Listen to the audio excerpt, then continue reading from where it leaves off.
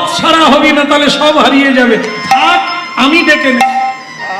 কষ্ট আসবে, দুঃখ আসবে, যন্ত্রণা থাকবে, রাস্তা থেকে সরে যাস না, তবে তো দেখা হবে।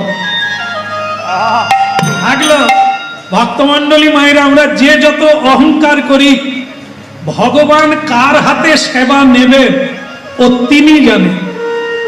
এই যে অনেকে বলেন যে আমি যদি বৃন্দাবন থেকে গোপাল এনে রাখি, আমার ছেলে বৌমা যদি না করে, তখন গোপালের কি হবে?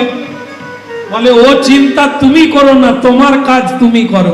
অনেকে আবার এটাও বলে, আমরা যদি মাছ না খাই, মাছ মানে মৎস্য না খাই, মাছের গপ বেরিয়ে গেলে তখন তো সমস্যা হবে।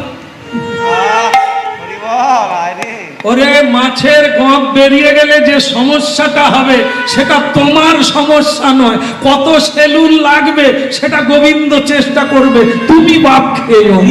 রাধে রাধে। এরকম দোহাই দিলে কোনো রাস্তা চলবে না, তুমি সেম লাইনে থাকো, বাকিটা গোবিন্দ দেখবে। ঠিক আছে, হলো রাধা মদন গোপাল কি, অধিকের হলো কি। এই যে ভগবান কাকে কি করাবে।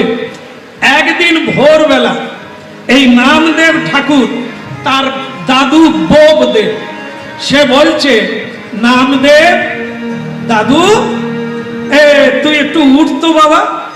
বলে কেন, কি হয়েছে? বলে বাবরে, আমি যে কাজটা করি ছিপির কাজ, মানে সাদা কাপড় ডাইস দিয়ে ছেপে মালিককে দিয়ে আসে, সেটা আজকে ভোরবেলা দিয়ে আসতে হবে। তাই গোপীনাথের সেবা পুজো করার সময় নাই, আজকে তুই ভোগ লাগিয়ে দে, আমি কাজটা করি। এই দেখলেন তো, লাইনে ছিল বলে, দরখাস্ত ছিল বলে ডাক পড়ে গেল। সেও সেরকম বলছে, দাদু আমি তো আবার পুজো টুজো জানি না, মন্ত্র মন্তর মন্তর মন্তর, মন যদি ঠিক থাকে মন্ত্র তোর কি করবে? ও পাকা পাকা কথা বলতে হবে না, একদিন পুজো করবি, তোর মন্ত্র কি হবে? বিপদে পড়েছি তাই যা। তখন এই নামদেব চিন্তা করলেন, গোপীনাথ তোমার কথাটাই ঠিক হবে, লাইনে থাকলে যে ডাক পাবো সেটাই হয়ে গেল, আর দেরি করবো না। ললিতা বিশাখায়াদি যত সখী ললিতা বিশাখায়াদি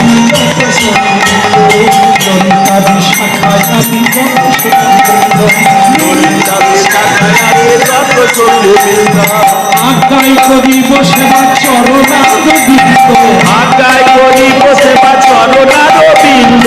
শ্রীকৃষ্ণ চৈতন্য প্রভু দাসের অনুদান, শ্রীকৃষ্ণ চৈতন্য প্রভু দাসের অনুদান। সেবায় অভিলাষী চাহে নরোত্তম দাস, সেবায় অভিলাষ চাহে নরোত্তম দাস, সেবায় অভিলাষ চাহে নরোত্তম দাস, সেবায় অভিলাষ চাহে নরোত্তম দাস।